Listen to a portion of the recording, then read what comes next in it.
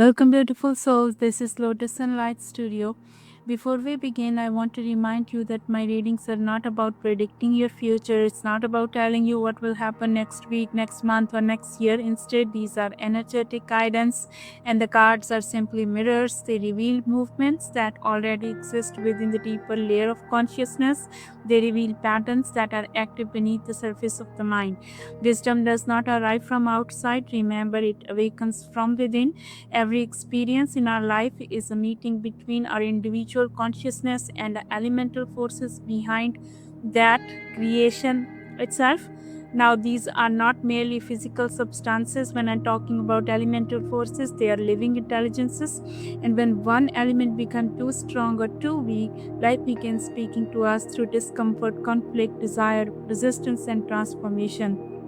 So, in today's reading, we're asking to look beyond the personality, beyond the story, beyond the role you play in the world. Allow your mind to become quiet. Do not ask what will happen. Instead, ask what part of me is trying to evolve. And let's begin our reading for today, guided by the elemental force.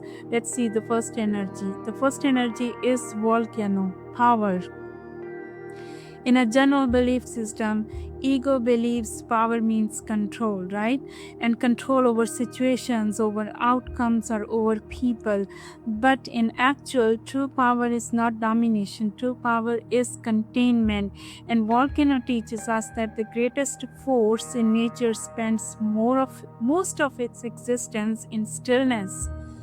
Think about that. Volcano possesses enough fire to destroy mountains, right?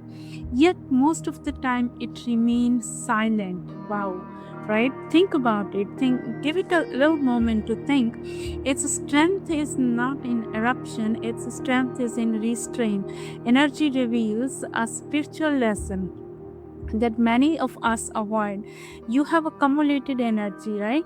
Perhaps through spiritual practice, through suffering, through years of your inner work. You have become stronger than you realize. But there is a danger. Unconscious power becomes destruction. Now let's say when the fire element grows without wisdom, it becomes spiritual arrogance. And the seeker begin believing they are awakened while they remain controlled by unconscious desire. They begin believing they are powerful while still reacting emotionally to every challenge. And this is what Volcano is asking. Can you hold your fire without releasing it onto others? Can you sit with your intensity? Can you remain conscious when your emotions become extreme? Because the true yogi is not the one who can create energy. The true yogi is the one who can contain it. Many of you watching may feel immense pressure right now, pressure in your relationships, career, spiritual growth, or inside your own heart. And your first instinct may be to release everything, to explode, to speak, to react, to force change, right? To get out of that pressure. But this energy is saying, wait and observe. The magma beneath the earth does not ask permission to become powerful, my friend. It simply become. You do not need to prove your strength. You do not need to announce your transformation. You do not need validation from anyone. The volcano is teaching sacred silence. There is another deeper message here. Volcanoes create destruction, but they also create new land. Remember, destruction and creation are the same movement, right? Kali destroys, as I always say, but she also liberates, right?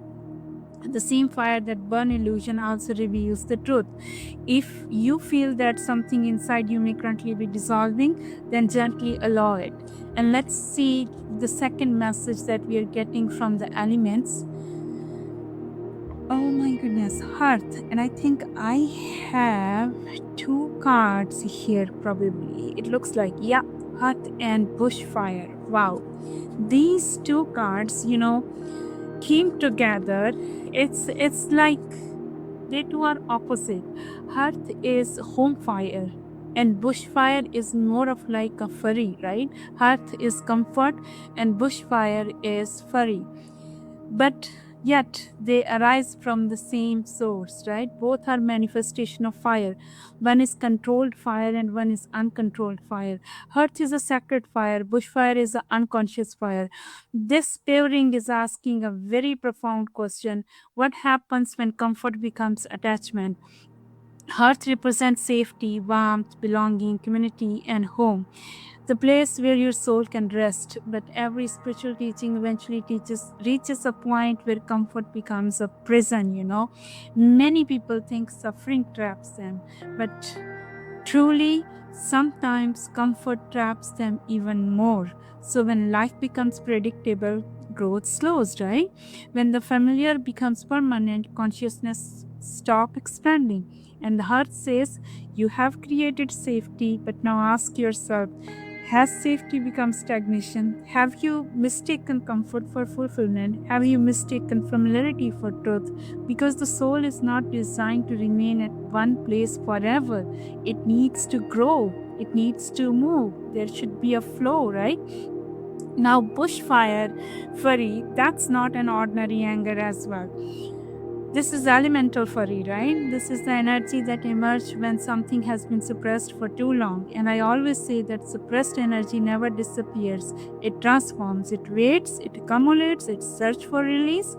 And many spiritual people fear anger. They try to become peaceful, they try to become positive, they try to become loving, but they never examine the anger hidden underneath. And what is not acknowledged eventually become destructive. And I always says that the suppressed energy, it's gonna stay there with you and it's gonna come out in one way or other. So do not suppress, right? So these are emotions that are inside you that demand honesty, not any kind of expression, but honesty or truth to yourself. So there is a difference. Expression without awareness will create a very much damage for you, and honesty create liberation. You may be carrying resentment, disappointment, exhaustion, unspoken grief, unexpressed truth.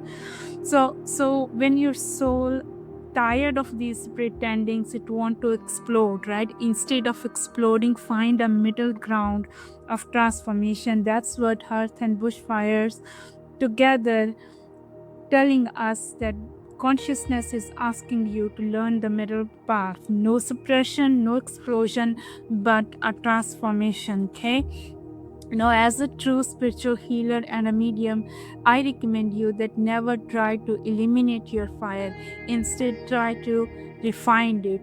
Same fire that become rage can become devotion. Same fire that become control can become courage, right? The same fire that become destruction can become your spiritual illumination. So your task is not to extinguish that fire. Your task is to purify it. Ask yourself, what am I truly angry about? And if I'm angry, beneath the anger, what am I protecting? And beneath the protection, what am I afraid of losing? And beneath that fear, what truth is trying to emerge? Now, as I said, bushfire wants honesty. Sorry about my camera, guys. I'm really sorry about that. The bushfire wants honesty and hearth wants wisdom. Together, they are asking for conscious transformation. And the elemental message of this reading is really powerful. You see, here three forms of fire: volcano, hearth, bushfire. Three faces of fire, three different expressions of the same sacred force: power, comfort, fury. Now, most people spend their life being controlled by these energies, but the spiritual path is completely different. Spiritual path asks us to become conscious of them. Volcano teaches you that true power does not need witness, right? Hearth teaches you that comfort is beautiful but should never become your cage. Bushfire teaches you that suppressed truth eventually demands liberation. Deeper lesson is, life is not asking you to become less intense. Life is asking you to become more conscious of your intensity. Many of you are not too emotional, you're not too sensitive, you're not too passionate. You simply have not learned how to direct your fire. And when fire becomes conscious, it transforms everything. It becomes leadership, it becomes wisdom, right? It becomes spiritual radiance, it becomes the force that illuminates rather than destroy. So, after this reading, sit quietly for a few moments. Do not ask what the card means, ask what the fire inside you is trying to teach you, right?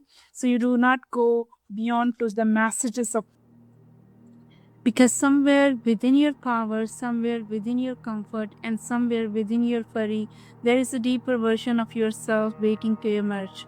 Thank you for sharing this sacred space with me. If this message resonated with your soul, let me know in the comments what part of the reading spoke most deeply to you.